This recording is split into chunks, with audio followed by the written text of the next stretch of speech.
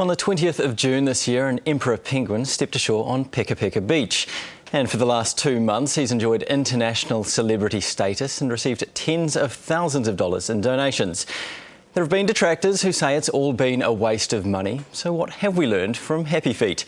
He left an hour ago for the Ross Sea, but Fenna Owen looks back on the Happy Feet show.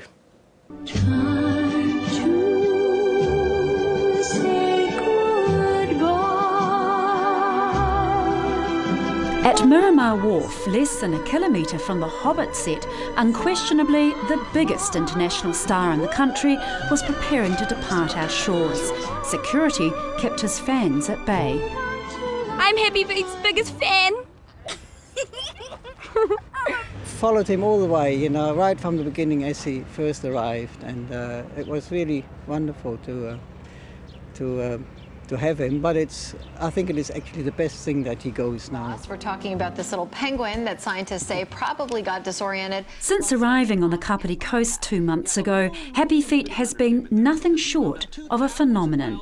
So there's been interest from all around the globe in terms of this animal, and I think he's brought a real story of joy and hope. But across town in a Victoria University office, biologist Dr. Wayne Linklater has quite a different take on Happy Feet. He should have been euthanized. Did we hear that correctly? He should have been euthanized. This beautiful bird has brought joy to hundreds of thousands of people around the globe who've shared his adventure. That would have been a massive PR disaster right around the world. It's a PR disaster only if you're in an organisation that is not thinking long term, that it's only thinking about media coverage. He says Doc could have then highlighted our real conservation issues, loss of habitat, species, our filthy waterways. Happy Feet has received $87,000 from individuals, companies, ratepayers. That shows, says Linklater, that there's an untapped desire to give to conservation.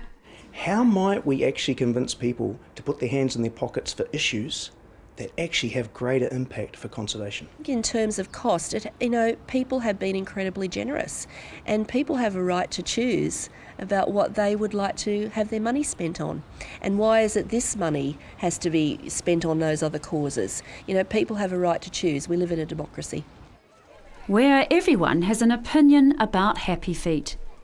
A lot of money spent on an animal that we don't know where it will end up. No, I think Happy Feet's political comments are more sensible than most of the politicians' ones are, so I'll go with him any day. And that has to be really, really good for New Zealand, for conservation and for wildlife here. Dr. Linklater questions the value of awareness. Happy Feet is not a conservation issue. Even if you could claim that there was some benefit in raising awareness, there is no evidence that that awareness translates into conservation gains in the future. No evidence at all. So our time and our resources would have been better spent elsewhere. And Dr. Linklater says Happy Feet has been about PR, media and emotions. There's an emotional response that we have as human beings to the plight of this bird, and I think we've been able to tell the story of other animals and the plight of Antarctica, really. Whatever you want to project on Happy Feet, a conservation saviour, an amusement, a lost penguin, he is now leaving for home, the final chapter in a perfect story. Anything that's good for the kids is okay, so especially something like that, we all can learn from it. So. Learn what? What do you? Oh, well, just learn that, if you get lost, you can always go back home. Well, hopefully, but Karen Fifield at Wellington Zoo says whatever happens to Happy Feet, he's provoked important debate and left a legacy. Sometimes these huge things like climate change are just beyond anyone's scope of understanding, and I think what he's been able to do is just say, if we all pull together, we can save one bird and we can save the planet as well. Was he meant to be? I think he was meant to be.